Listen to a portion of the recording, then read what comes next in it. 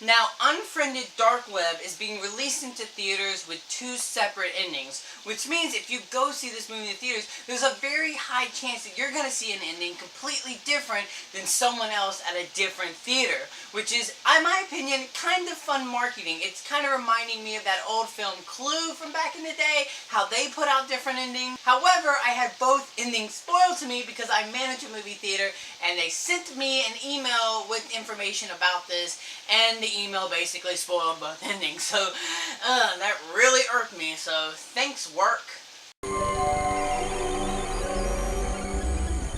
Now, Unfriended Dark Web, we follow a guy who finds this laptop in the lost and found at his work. It's been sitting there for a couple of weeks. He decides, fine, I'm going to take it home and use it and keep it and make it my new laptop.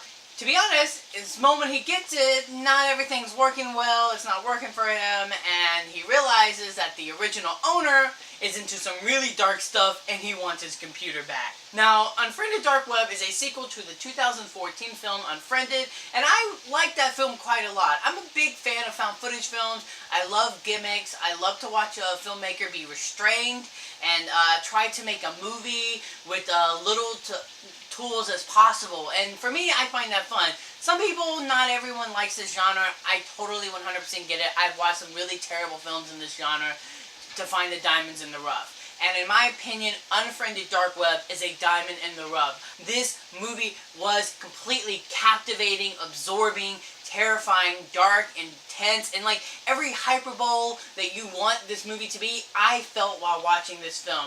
First of all, this movie takes place entirely on a laptop screen, in the sense that you get introduced early on to all four corners of the screen, so you don't really have many places to look or divert your eyes. So you're completely forced to look at this one screen the entirety of its time. And I found that very absorbing and very realistic. And I think the way that this film utilizes its laptop screen, from glitches to hang-ups to all that stuff, it felt very real and realistic. I literally had my nails into my seat, completely glued, just absorbed into this film, and I think that a lot of elements in this movie worked really well. Personally, I love the characters in this film. I really got to like them. I liked their journey. I liked the friend group. They seemed like a close-knitted friend. The actors in this movie were great in my opinion. I thought the progression, the tension of this movie, from the opening sequence of him getting the laptop, turning it on, trying to figure out the password to get in, to seeing that one of the Wi-Fi options is Silence of the Lambs, that's when I knew I was in for a good film. And I think one of my favorite things about this film might be one of the things that turns people off. This is an ugly movie. Like, this is so dirty and unholy and feels very realistic in how it depicts a very unholy and terrifying world of the internet, like the dark web. Like the dark web itself, like that idea is scary. How they portray it in this film is absolutely terrifying. Everything just feels way too real, and especially in this world, we have big, massive human trafficking issues that are going on in the world. I think this movie really sort of, in a sense, piggybacks off of those fears. There were sequences in this movie that I had my mouth on the floor. Like, there's a 911 sequence in this thing that shattered me and left me completely messed up. Overall, Unfriended to Dark Web is a fantastic found footage film.